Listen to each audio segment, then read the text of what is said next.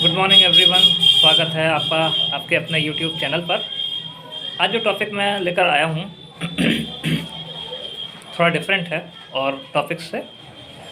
आज का टॉपिक ये है कि जो ऐसे पेशेंट जिनको टर्मिनल इलनेस होती है, टर्मिनल इलनेस मतलब ऐसी बीमारी जिसका कोई इलाज नहीं है, तो उनका इलाज हम कैसे कर सकते हैं या उनके लिए हमें क्या करना चाहिए, उसका इलाज हमें कैसे करना चाहिए।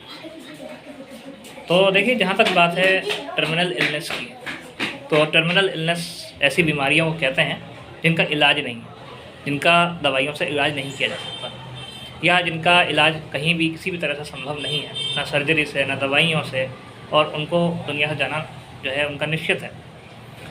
तो ऐसे लोगों का समझ में नहीं आता कि क्या करें, क्योंकि हमारा जो हमारा रिश्तेदार हो या हमारा कोई भी प्रियजन हो, जब वो हमारी आंखों के सामने जा रहा होता है तो हमें बहुत दुख होता है और हम चाहते हैं कि कैसे भी ये ठीक हो जाए। लेकिन उस वक्त हमें दिल को बहुत कड़ा करना होता है। और कोरोना के टाइम में बहुत सारे ऐसे केसेस हुए हैं, ऐसे देखे हैं, मैंने भी देखा है, बहुत सारे लोगों को सुना भी है, जो ना चाहते हुए भी दुनिया से चले गए। देखिए, डॉक्टर एक हद तक कोशिश कर सकता है, लेकिन डॉक्टर किसी को जीवन दान नहीं दे सकता जब तक ऊपर वाले की मर्ज़ी ना हो। तो इसलिए ये बहुत ज़रूरी है कि हम ये जानें कि जो टर्मिनल बीमारियां हैं वो कौन कौन सी हैं और उनमें हमें किस तरह से इलाज करना चाहिए या हम उसमें से क्या कर सकते हैं। देखिए, जो सबसे कॉमन जो टर्मिनल बीमारी है वो है लास्ट स्टेज कैंसर। अगर किसी का कैंसर लास्ट स्टेज तक पहुंच जाता है या प्रोग्रेसिव स्टेज पर पहुंच जाता है तो फिर उसका जाना दुनिया से तय है।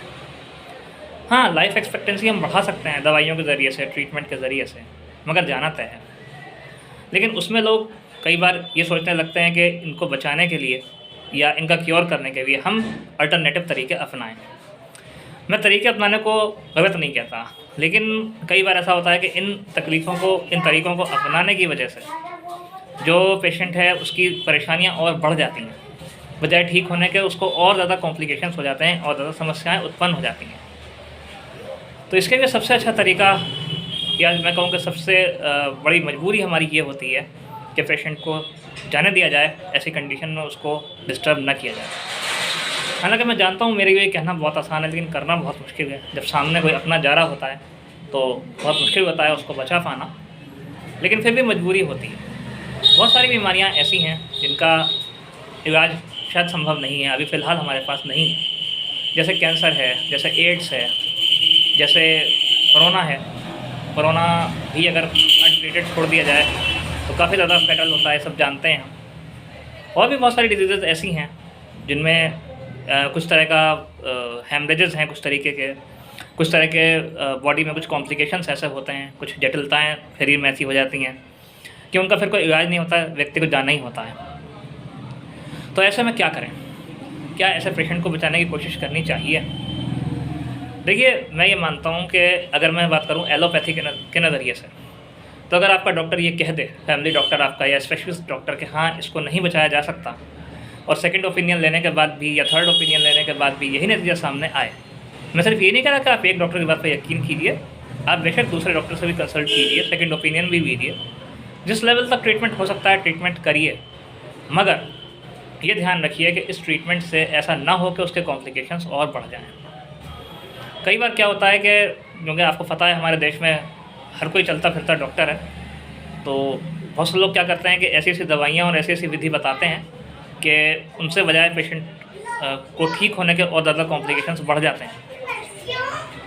तो मेरा अपना ये मानना है कि जिसको जाना है उसको जाने दो, उसकी परेशानी मत बढ़ाओ, क्योंकि परेशानी बढ़ाकर भी आप उसको बचा नहीं सकते। इस वजह से हालांकि टॉपिक बहुत हार्ड है, मतलब मुझे ये कहते हुए भी अच्छा नहीं लग रहा है जो मैं कह रहा हूँ, लेकिन ये ज़रूरी है क्योंकि ये भी आपके अपनों की तकलीफ़ को आसान करने के लिए है, मुश्किल को आसान करने के लिए है। कई बार क्या होता है कि ब्रेन डेथ हो जाती है इंसान की, और या कई बार ऐसा होता है कि कोमा में चला जाता है इंसान और उसके ऑर्गन्स भी धीरे धीरे काम करना बंद कर देते हैं या कम हो जाते हैं ब्रेन में आने वाले कॉम्प्लिकेशंस की वजह से। तो इस केस में फिर क्या होता है कि उसको वेंटिलेटर वगैरह पर रखते हैं और उसको बचाने की रिवाइव करने की कोशिश करते हैं। डॉक्टर पूछते हैं कि बताइए आप क्या चाहते हैं।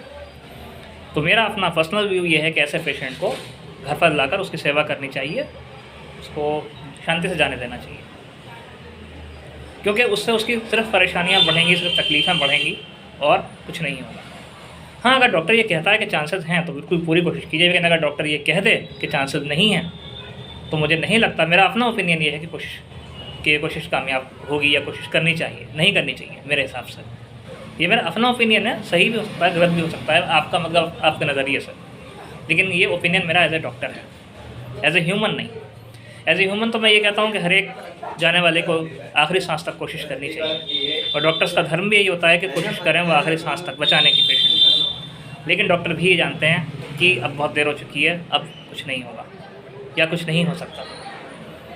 तो मैं आप सबसे यही कहूँगा कि डॉक्टर से अपने पेशेंट के बारे में खुलकर बात करें। अगर किसी का पेशेंट ऐसा है तो फिर उसको उसकी सेवा करने में ही, घर पर लाकर उसकी सेवा करने में ही भलाई है, और उसका ट्रीटमेंट सिर्फ वो करिए जो डॉक्टर बताते हैं। जैसे कैंसर पेशेंट को बहुत ज़्यादा पेन होता है जाते समय, जब उनका कैंसर बहुत बढ़ जाता है, तो ऐसे में एक ख़ास तरीके के ट्रीटमेंट्स, एक ख़ास तरीके की टेक्निक होती है जिसे हम कहते हैं पैलेटिव केयर।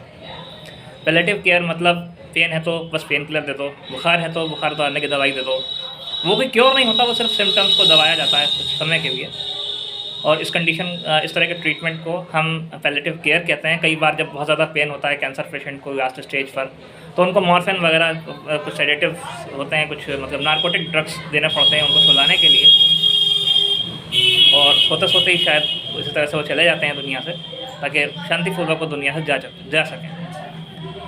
खैर, मैं इस टॉपिक पर आगे नहीं बोल सकता क्योंकि बहुत इमोशनल टॉपिक है। मैं क्या बोलूँ, बस सिर्फ मैं इतना ही कहना चाहूँगा कि जो जा रहा है उसे शांति से जाने दो उसके इलाज में, क्योंकि लोग क्या करते हैं, झूठी उम्मीद पर, झूठी कोशिश में अपना पैसा, टाइम सब कुछ लगा देते हैं, और होता क्या है कि पेशेंट फिर भी नहीं बच पाता।